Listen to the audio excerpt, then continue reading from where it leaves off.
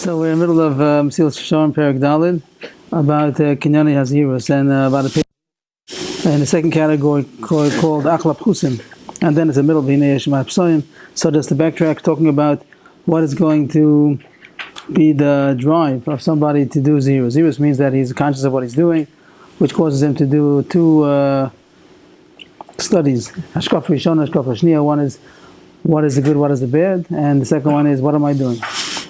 And now he's talking about what's going to urge a person and give him a drive to be able to do that, the motivation that's going to drive him.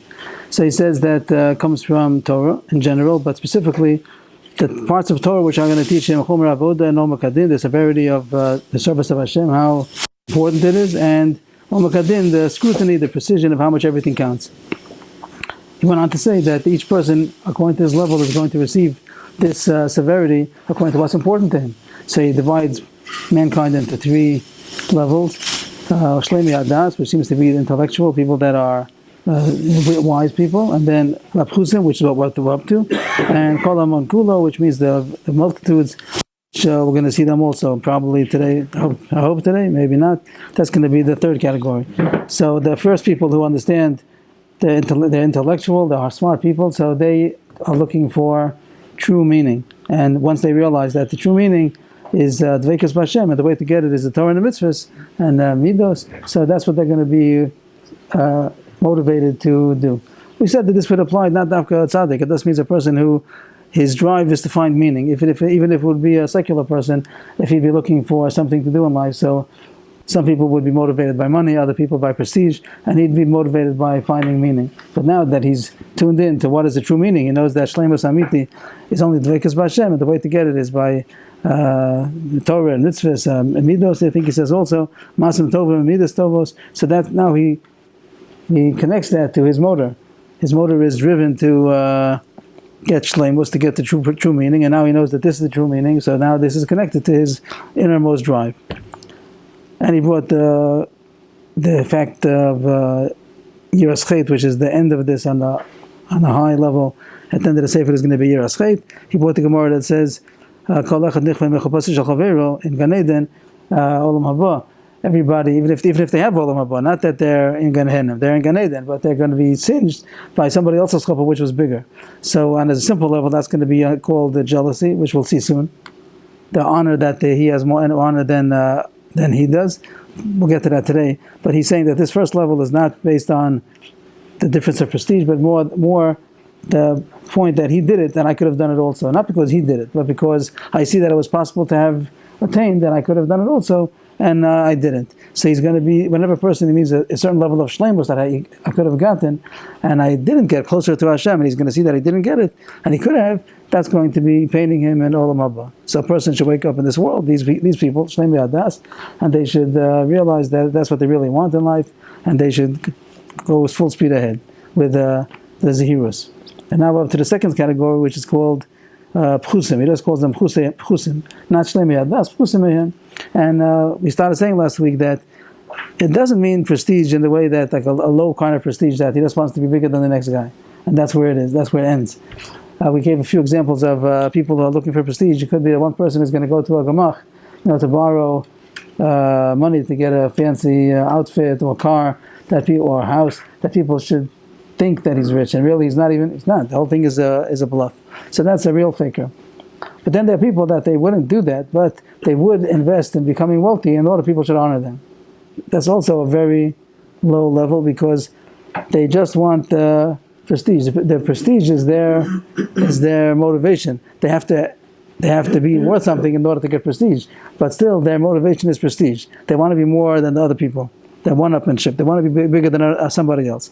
That's not the level he's talking about, l'chorah. That's a very low level, and we probably would put it even lower than the Hamon Kula. Hamon Kula coming up, the third level is going to be people who are motivated because they want reward and they're scared of punishment. Not necessarily though a negative outlook on other people. It's just I want to be more than them. I would like to have a better life than them. No, better life is not. That's what I'm trying to say. That if you say, again, which category are you going on? Maybe I misunderstood. You're going on the second or the third?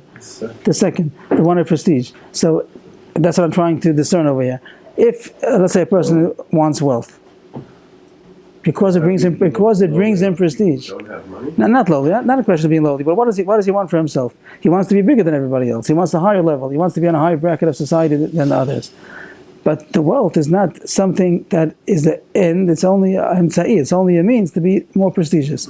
So his goal is still prestige. That also seems to be a low level. The fact that means so much to him that he should be more than others. L'shem being more than others. That also seems to be a low level, which probably we would put after schar v'onesh. People who want a reward and they want to be scared. They're scared of punishment on a worldly level. Okay, he wants worldly pleasures. That's okay. We can understand him. But a person who comes in to become wealthy because he wants to be bigger than the next person, sounds like a low midah. Is he doing for kavod or is he doing for kina? You said like it's. But it's very similar. It's against the other guys. But even if it be for kavod, love me. Even if it be for kavod, but it's still going to be that his whole drive is that he wants to be more than everybody else. Let's say somebody would come. Drives kavod, you said? I'm saying I'm putting a different level. I want to go higher than that. I want to say there's a level of kavod which is much higher than that kind of a low. I call it like a low kavod.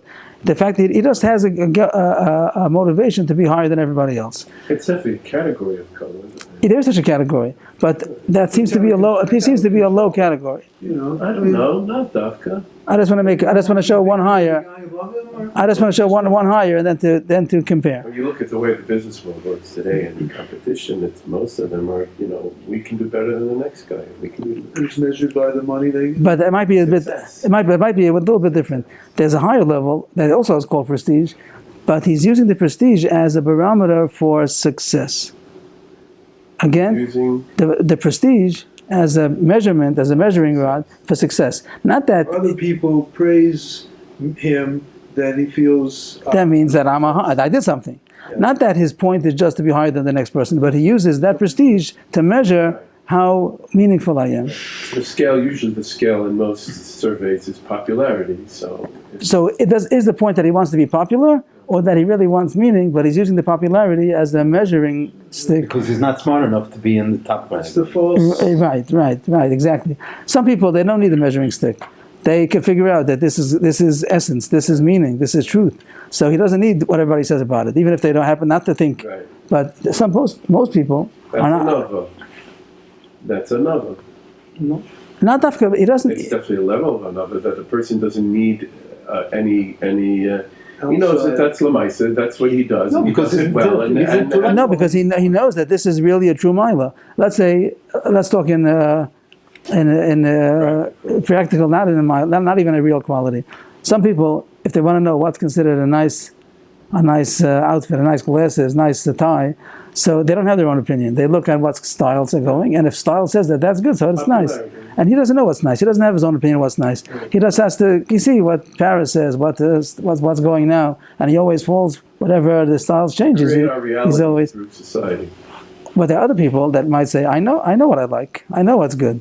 This is the kind of tie that I like, and I don't care what everybody else says. I'm going to keep wearing this tie. For instance, now we're talking about qualities, real qualities, not just dress and fashion.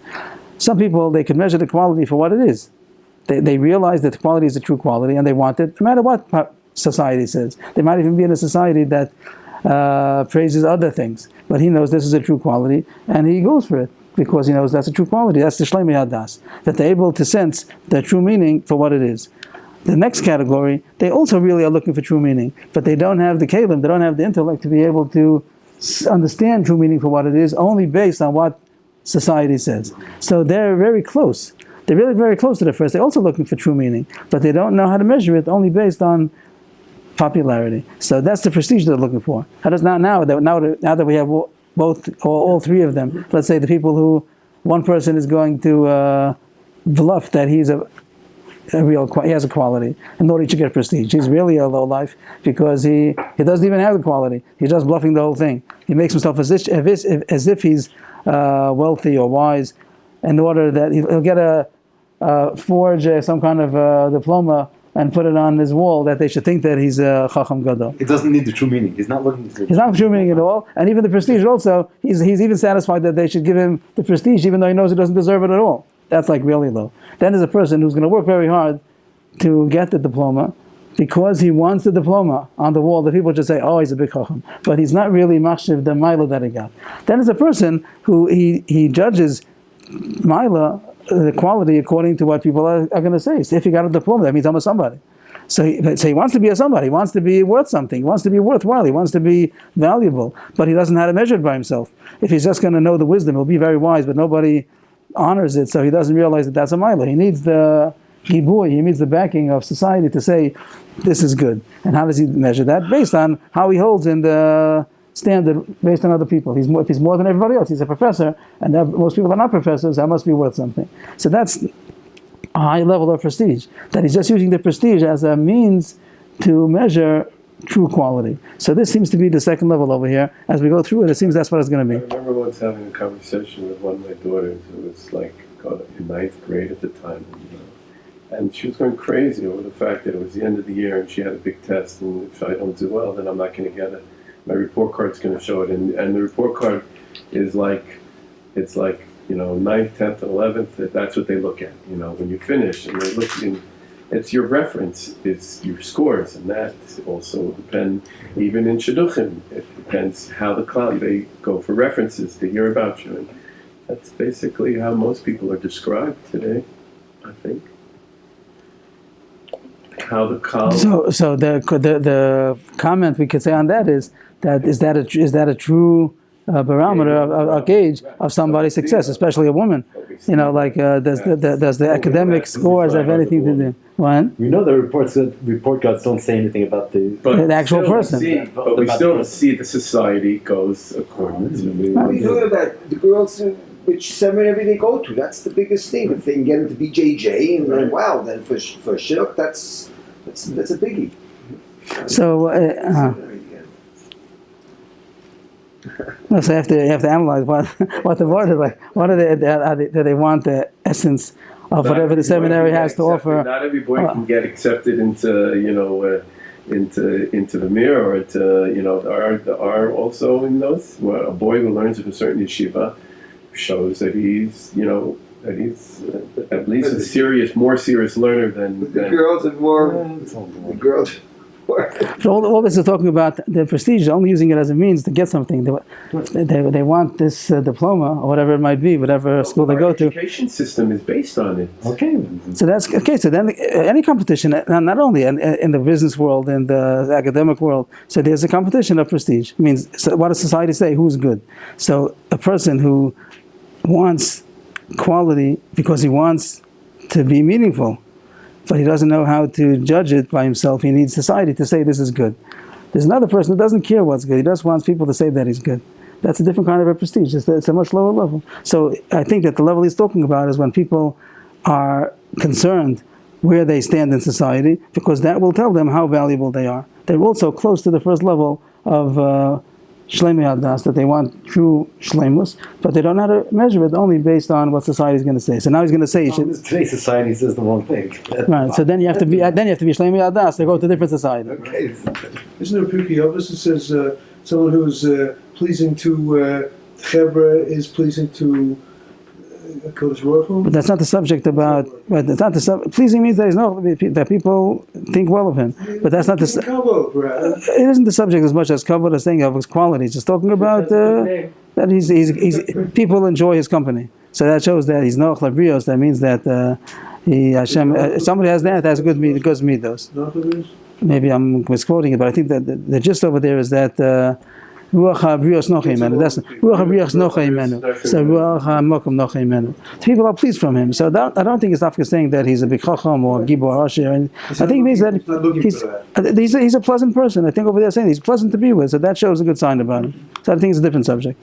So here we're holding it. People that are motivated by their level in society. So now he's going to tell them that the true society is going to be in Olam Haba. And the gauge over there who gets a higher seat in Olam Haba is going to be based on these things are Masim Tovim and Midas Tovos. So a person who's driven by that, he should take a step back and don't think about the society that he's living amongst now. In this world, he should think about the truth, which is going to be the society that he's going to be living in for eternity, and what level he's going to be. So that should drive him to do Zehirus, because the medium to be able to get to such a level is going to be, again, Masim Tovim and Midas Tovos. That's going to be his second category. So we see it inside. Achlap Chusim Eila. There's one paragraph before we left off last week. What's the exact address again? In the Parak Dalid, about a page into the fourth parak. It should start with a Achlap Chusim. From the beginning, like a page in. Achlap Chusim. Okay. Achlap Chusim Eila Tia Ha'ora Lefi Avchanasam. The lower level, a level lower than the Shleimi Hadas, would be aroused by their, whatever they're able to discern, which is the issue of prestige which they desire. And he explains, everybody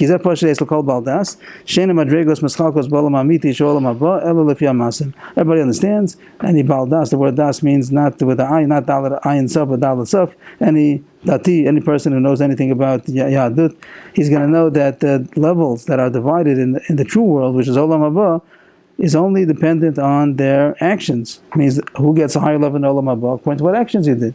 The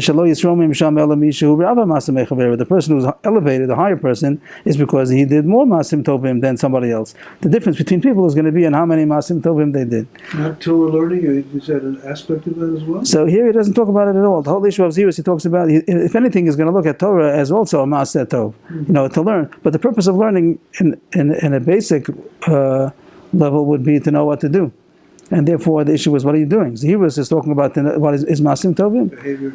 So he says Masim, that means includes Midas Tovas also. Vashehu Ma'ata Masim Hu Yashafal, a person who's less Masim, he's going to be lower. The difference between people is going to be according to their Masim Tovim and their Midas.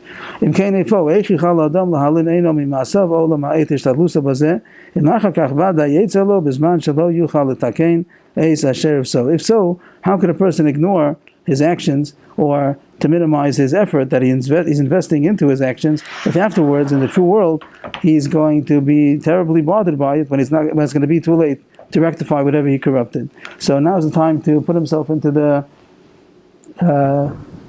position that he wants to be amongst society in the eternal world. There are some fools. The word pesi is a fool. Someone once pointed out that the fool has many different terms in Tanakh. There's a pesi, a ksil, a vil. Each one is a different, connotating a different aspect of foolishness. And the word pesi is somebody who's easily persuaded, like lashon of mitpateh, pitui. So he's easily persuaded. So there are some fools that they want to ease their burden. They don't want to work so hard in this world. Why do we have to work ourselves so hard with Chasidus, Precious, even though we didn't get up to those levels yet? But in general, a person, he's probably being generalizing that people, they want to do just do the minimum. I'm not going to do any Averis. I'll get it to Olam Haba. I don't have to be a front seater. I can be a back seater also, as long as I get in. And it don't have Gehenna, it's enough. If it won't be the wicked who are going to be judged in Gehenna, as long as I get into Olam Haba, I'm okay. I don't have to push for a front seat. We're not going to push to be all the way in the front. If we're not going to have a big portion of a small portion, that's enough for us. We're not going to make ourselves work harder. We're not going to burden ourselves because we want to get a bigger chelik. So he's addressing people who are going to deflect this encouragement that you do care about your level. Kavod speaks to you. Don't say no. I'm happy with the small chelik as long as I have Olam Haba. So he's going to disprove them that it's not true. They're fooling themselves. We have one question to ask them. These people who are coming with this taina, one question to ask them. If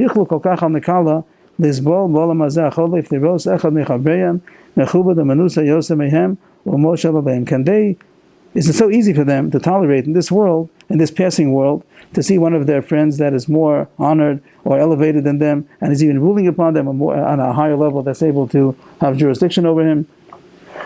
Even if it would be one of his peers, could he tolerate to see one of his peers elevated higher than him? And surely somebody that's really on a lower level, he's one of his servants or one of the poor that are really he's degraded. They're degraded to him. He looks down on them, and he sees them that they're above him, they're towering above him, and they're moshel on him. would they be able to see that? Then they wouldn't be pained by it. Then their blood wouldn't be boiling. That such a person that I look down on is higher than me. Lo vadai, surely not. That's not the situation. The people do care about their level, and if they see somebody who they thought that they're above, they see the other person is really above them, so then they're very pained by it. But that might be a normal thing, but it's not a good thing. He's not saying so, but he's just saying you do care about your level. It would depend maybe on it might depend on. It's not like you realize that everyone gets what they're supposed to get, and I'll get what I'm supposed to get. But it's not talking about really. He should get whatever he's supposed to get. But let's say we're not talking about. Yes, but let's say it's not talking. But let's say it's not talking about what Hashem gave him. Let's say something that it's true, you could look at people's bad midas also, and this person also was telling him, you care. If that happens, you care. So realize that that's a truth by you, that you care where you're standing in the level. And the truth is that if it's something that he could do on his own, not that Hashem gave him, but whatever Hashem gave him, you should know it's good for him, that's not a way to judge. But whatever he did on his own, and it's his own doing, so then it isn't so simple he can say everything's good. Why is everything good? If a person could have worked to become if I could have worked to become higher on a higher level, and I don't, I can't calm myself and saying everything's good. Why is everything good? If Hashem did it, how much money a person has, how much wisdom he has, but a person who's so he could have done better. So why are you calming yourself that everything's good? On the contrary, you do care that somebody else has risen above you. But it's because of him, or it's because I'm lacking something. It's not a question. It's not so much a difference. It means how do I stand in society? If you go back to our barometer, what value am I? What am I worth? And if the people don't know how to measure themselves only, you put into yourself, basically.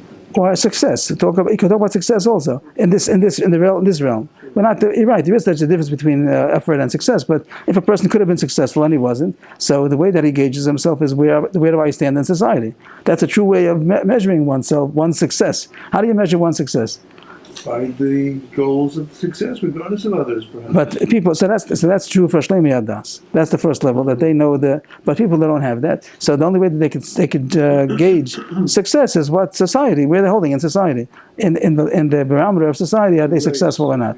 How much are they? Well, there's no self though to that barometer. So he's going to say that you should look at the society of Olam Haba. That's going to be the true gauge. There's no self. So it means whatever he could do. No, if he can't do more, the fact that someone has more potential, that's not the subject. Constantly be working on it because he never knows if he's reached his potential. Right. So your person has to reach his potential. So that's what he's saying. But realize that this person who's in the middle category, that he doesn't know how to value the true meaning on its own. He has to use society in order to gauge it. So you tell him, and the true society in Olam Haba, this is the factor. This is what's going to make it higher or lower. So you do care. You do care where you are holding, and it's just in the true society. And over there, this is what's going to make a difference. And don't fool yourself that you don't care. You do care. In this world, you do care. Yeah. So in the world to come, you're surely going to care. So this one is temporary. Don't spend your time on the society on this one. That's one that's forever. And don't say you don't care about it, because you care about it even in this world. It's the kind of guy who cares about that. Right. This is the one who wants the seat up front, regardless of what's on the show. Partly, no. Regardless of what's on the show, he's going to. This guy knows why he wants to be. But this person is going to judge the fact that everyone's saying this is a chashuv thing to do, and the higher up you are, the more chashuv you are, the more meaningful you are. So he's going to that's how he judges his success. Right. The meaning is judged by what the society says is important. And society says this is an important issue, and whoever gets more is more chashuv, is more meaningful. Okay. So now he's saying, so realize that that's how you look at it in Olam Hazeh. So in Olam Haba, it's surely going to be that way. And over there, it's going to be the true world, like that he continues to say now. So we see, look around society, we see that all man's toil is to elevate himself as much as he can, and to make his position higher than the elevated. He's always trying to be higher in society. That's his barometer to gauge how valuable he is. That's the subject called kinna. If he sees that his fellow man is being elevated and he remains low, whatever he's going to tolerate is only going to be because he's forced to. Only because he's not able to prevent it. But really he's brooding inside. If so, If it's so difficult for them to be lower than others in imagined and false qualities, which is in this world, that being lowly is only something external, and somebody who's elevated is also valueless and false. But it still bothers them. In this world, the Maisa, if that's what society is machshav, it's hard for him to be low in the eyes of people's, the status that people make, that should be chashuv. So, kal v'chomer, eich yuchlu lizbol sheyiru atzmam shvalim yosem anashim atzmam ashehem ata shvalim mehem. How will they be able to tolerate that they're going to see themselves lower than those people that they thought are now presently lower than them? In the society of today, there are people that are lower, but then in the Olam Haba, surprise, they're going to be on top. Because the gauge over there is not going to gauge over here. Here it might be based on wisdom or wealth or strength, and over there there's a different barometer. So don't waste your time on the barometer over here, which is only passing and it's false. Concentrate on the barometer that's going to be in Olam Haba, which is the true eternal world. Isn't that a kind of a physical analogy to the Olam Haba? See this. It's not. There is physicality. There's goof to something, but there's no eating or drinking. It's all the light of the Shekhinah. Is this going to make it? Is it going to make a difference? It's going to make a difference of who's high. Is it going to make a difference of who's higher? Is the like he says before? Are there going to be different levels? Are there different levels in Olam Haba? There are different levels in Olam Haba, and if a person is going to in the society of how chashuv he is, it is going to be compared to others. It's a truism. It could be that. Over there, everyone's going to be Shleimei Adas. Yeah. But this is the translation of. It's really the same thing. The translation of Shleimei Adas in Olam Haba, the way we the person he also is being machshav the true value. It goes back to what we said before. His issue is not just who's on top. His issue is that's the translation of to see who is really chashuv. So it's true that right now we don't have the kelim to be able to judge what's true value. But our only kelim are to see where he's holding in society. But in Olam Haba, it's also going to be so. And it's true that when there's going to be a society of Olam Haba, so it's true that those that are higher are going to be higher. That's the fact. The ones that are going to be on a higher level of... he'll be closer to the Shekhinah. That's true. So if you're smart enough to know that being closer to the Shekhinah has value, that's the true value, so you're a Shleimei Adas. And it's true, in Olam Haba, everyone's going to be a Shleimei Adas. But if you want to translate that into the way that you understand now, that means that he's going to be on a higher level, and that means that when you judge people's success based on which level they're on, you should know that over there's going to be such a gradation. There is going to be such a difference. And if it bothers you so much in this world when you're lower than others, because that shows that you're not so meaningful, so in Olam Haba, it's really going to bother you. It really boils down to the same thing as Shleimei Adas. But they need these kelim in order to be able to see it. They don't see it. There's a motivation for a person. And it's a true motivation. It is true because it boils down that they're also looking for the true value. They don't know how to see what's true value only based on what pedestal it gets. So you should know that the pedestal is going to be over there. It's true over there. You're probably going to be thinking on the Shleimei Adas level. Fine, but when you translate it into your present evaluation, that's how you should evaluate it now also. It is a truism. And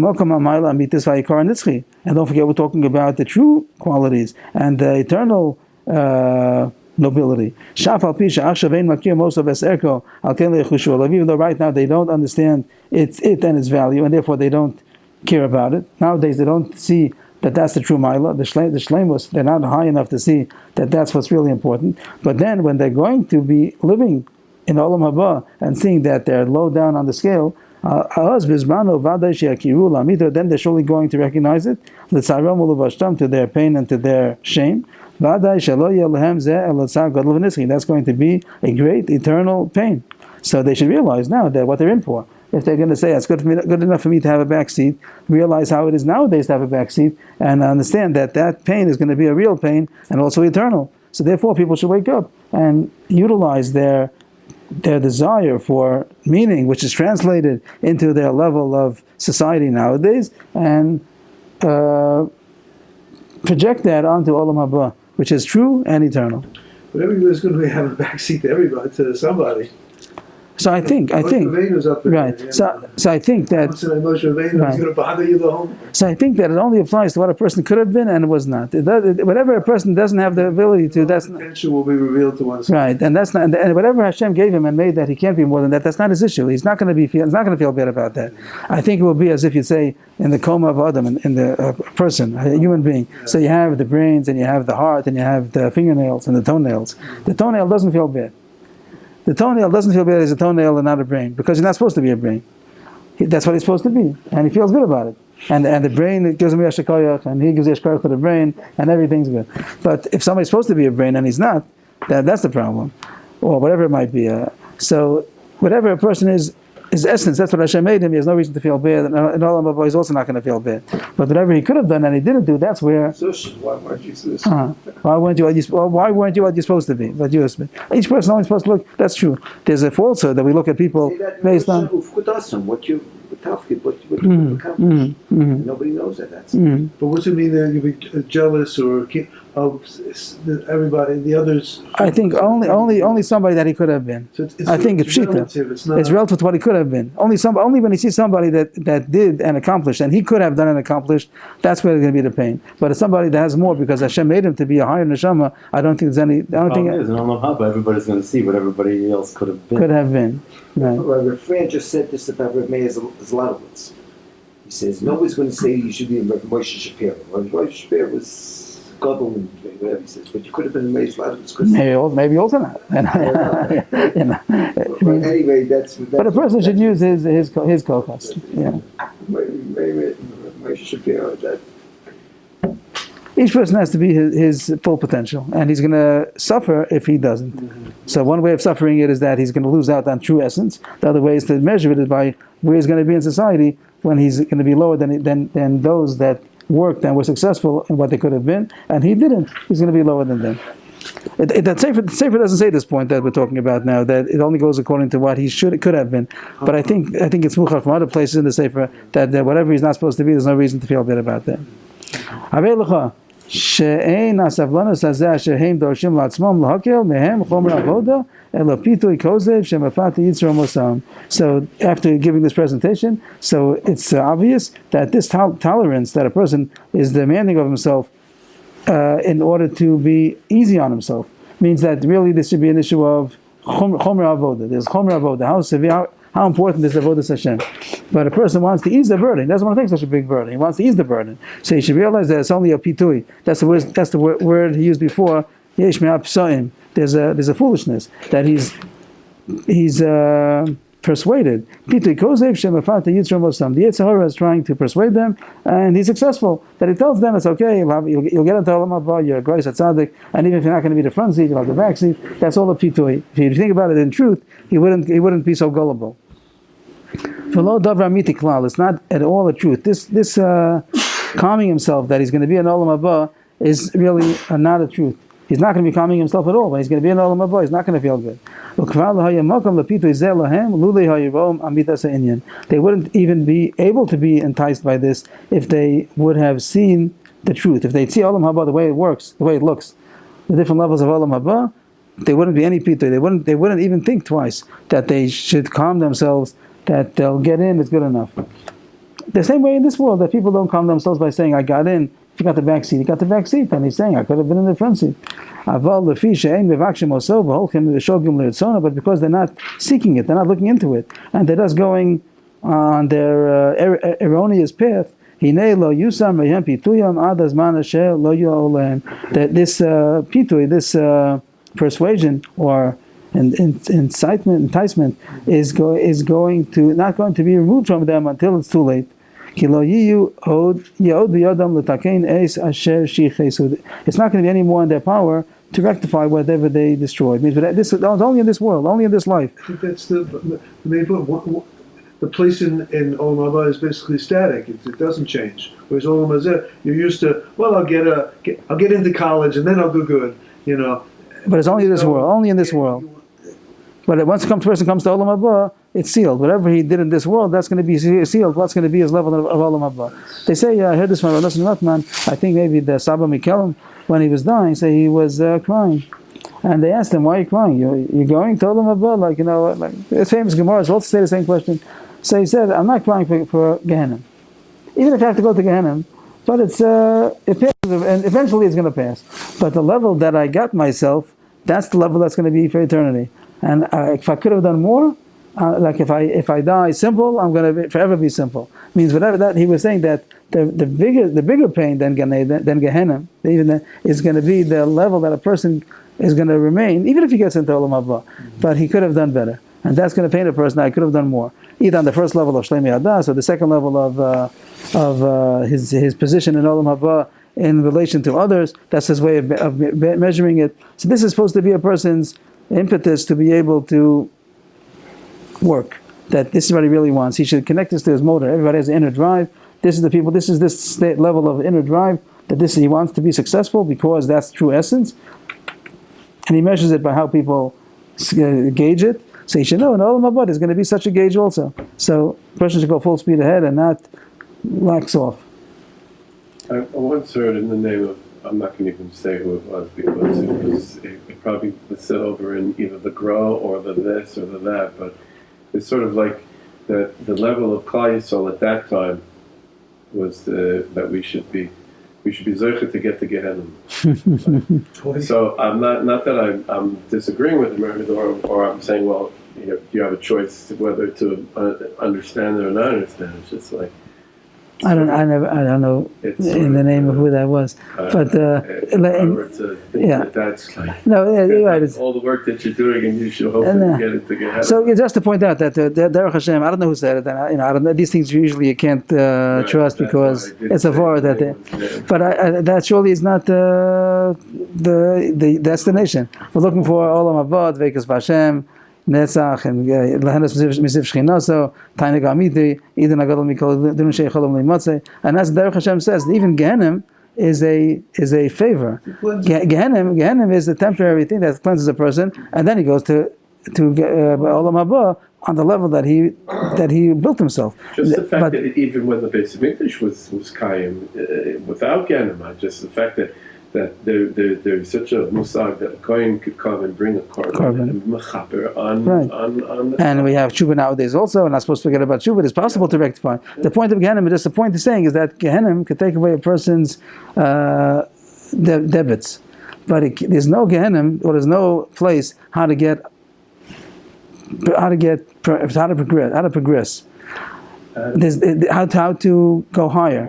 There's only a way how to get rid of Averis. That there is such a thing as Gehenna that a person could suffer in order to rid himself of his Averis. There's no going higher. There's no higher. There's no way to get higher in Olam Haba. But there's a way to get rid of Chovot, but there's not a way to get more Zchuyot.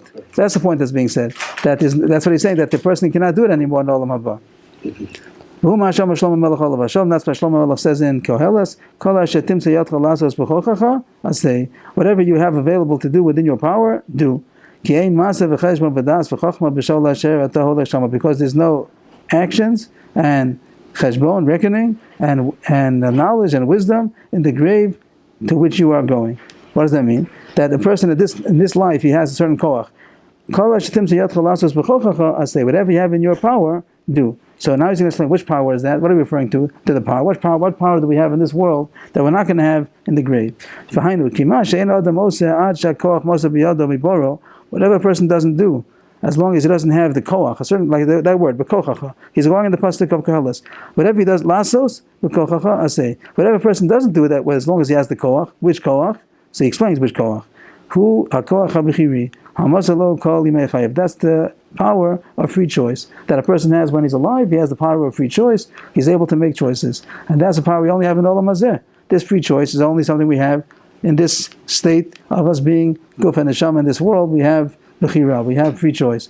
That's the koach we have. As long as you have the koach of bechira, that's when he's supposed to activate it. Shehu bohem bechiri umatzuv v'lasas. That's when he can make choices and he's commanded to do. But as long as whatever a person doesn't do, as long as he has bechira, hinei lo yuchal lasoso od b'kever ubasho. He's not going to do it.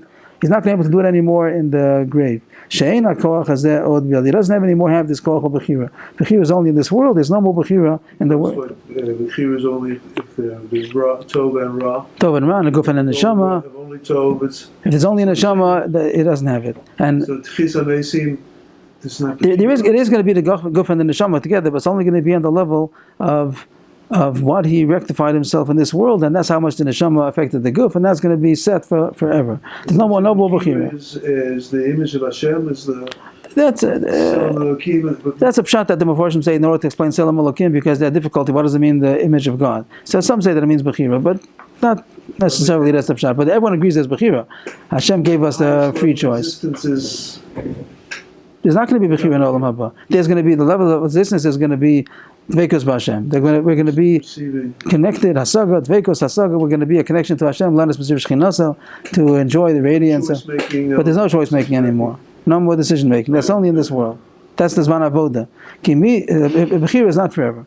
And there are a few reasons why Bechira is not forever, but one reason is going to be because the guf already is going to be, the ra, the evil is going to be eradicated already. Yeah. And then it's only going to be what a person already accomplished in this world. If there's no ra, then there's no belief for Bechira anymore. But his point here is not going into that philosophical issue of how long the Bechira is going to be. It's given. It's not going to be Bechira anymore in Olam Haba. So if there's no Bechira, so then he won't be able to do anything anymore. So it's only now that a person has the power of Bechira that he should utilize it. He's going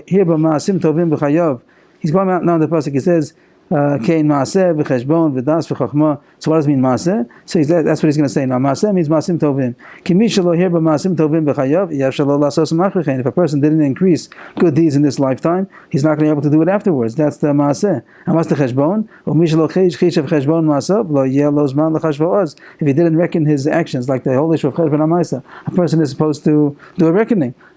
Introspection, self-improvement. If he doesn't make that cheshbon, like he's saying, this is the whole issue of Zehirus, that a person should be conscious and aware and making a cheshbon. If he doesn't do it in this world, he's not going to be able to do it in Olam Haba. Back in the pasuk, das v'chachma, if a person didn't acquire wisdom in this world, he's not going to be able to acquire wisdom in the grave. Of course, if a person did acquire wisdom, so then it's going to be magnified, and Hashem will explain to him according to what he learned. So Hashem will give him more, infinite, more depth into what he learned. But if he didn't learn in this world what he could have, he's not going to have time to learn over there. That there's no maaseh. He's translating the words maaseh, cheshbon, das, v'chachma. Maaseh is maasim tovim. Cheshbon is cheshbon ha'maisa, that a person does reckoning, and das v'chachma would be wisdom, that a person is supposed to acquire wisdom in this world to know Hashem, and according to what he acquired in this world, he's going to be able to have it in the world to come. But if he didn't do it in this world, he's not going to be able to acquire any of these things in the world to come. So this was the issue of the second level of what would you call it? Second level of people, that how they accept the Zehirus. Zehirus. He told us that Zehirus is Chom Ravod Devo Makadin, and you get it from Kisvi HaKodesh, from Amor Chazal, who say how important this is and how intricate and precise. But that's now each person accepts it on his level. The Shlemi Adas will realize that. That's the fact. And now each, like he says, he's in the Vinei Yesh Bes Bonus says there Oros Badroga. That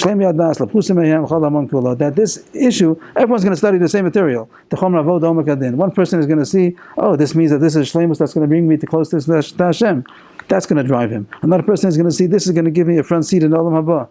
So that's going to drive him. And the last level, which we'll see next week, is going to be that they are interested in Olam Hazeh, in this world, and they're going to be driven by, they want to have a good life. Both to have reward and not to have punishment. So that's going to drive them also. And that's also going to be connected to Maasim Tovim and Midas Tovos. If a person knows that's what's going to give him these things, each person on his own level of what's important to him, that he's going to be driven.